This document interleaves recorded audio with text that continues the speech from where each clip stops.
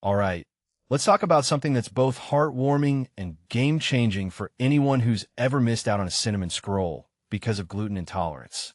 I recently stumbled upon the story of Free.me Gluten Free Artisan Bakery, and honestly, it's one of those tales that makes you go, wow, this is what passion looks like.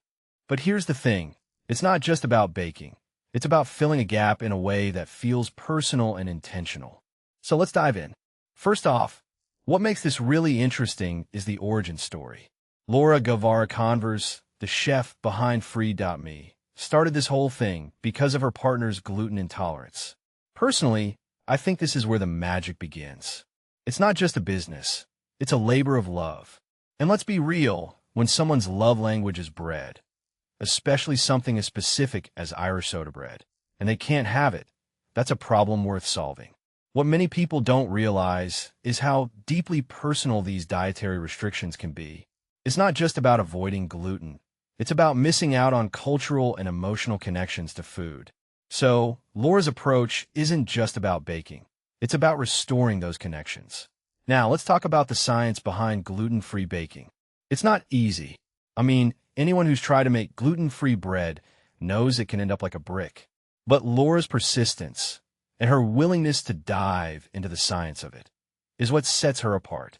She's using flours like corn, buckwheat, and tapioca to get the right textures. And that's no small feat from my perspective.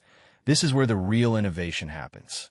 It's not just about substituting ingredients. It's about understanding the chemistry of baking and how to make it work without gluten. This raises a deeper question. Why isn't there more of this kind of innovation in the gluten-free market? It's a huge gap, and Laura's filling it one cinnamon scroll at a time. Another detail I find fascinating is how quickly Free.me grew. Starting from a rented kitchen, Laura went from supplying a few local shops to opening her own space in Gungahlin. And the fact that she turned a repurposed childcare facility into a bakery, that's just brilliant. It's not just about having a kitchen. It's about creating a safe space for people with dietary restrictions. The fact that she's 100% gluten-free and also offers dairy-free, nut-free, and vegan options, that's inclusivity at its best. What this really suggests is that there's a massive demand for these kinds of options, and Laura's tapping into it in a way that feels thoughtful and intentional. Now, let's talk about those cinnamon scrolls. Personally, I think this is where the story gets really compelling.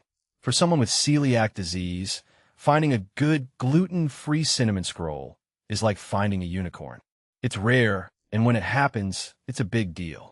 The fact that Laura's customers are saying it's the first time they've enjoyed this treat since their diagnosis, that's huge. It's not just about the food, it's about the experience. If you take a step back and think about it, Laura's not just selling baked goods, she's selling moments of joy and normalcy for people who've had to give up so much. Finally, what makes this story even more inspiring is Laura's focus on consistency and growth. She's not rushing to expand. She's taking her time to get it right. And that, in my opinion, is what sets her apart. It's easy to get caught up in scaling a business, but Laura's prioritizing quality and community. Whether it's her Saturday cafe openings or her plans to bring her products to the South Side, she's building something sustainable. One thing that immediately stands out is her commitment to her customers. She's not just a baker. She's a problem solver, a community builder, and a champion for inclusivity. So, here's my closing thought. Free.me isn't just a bakery. It's a movement. It's about proving that dietary restrictions don't have to mean missing out. It's about innovation, persistence, and heart. And honestly, that's the kind of story I want to see more of. What do you think?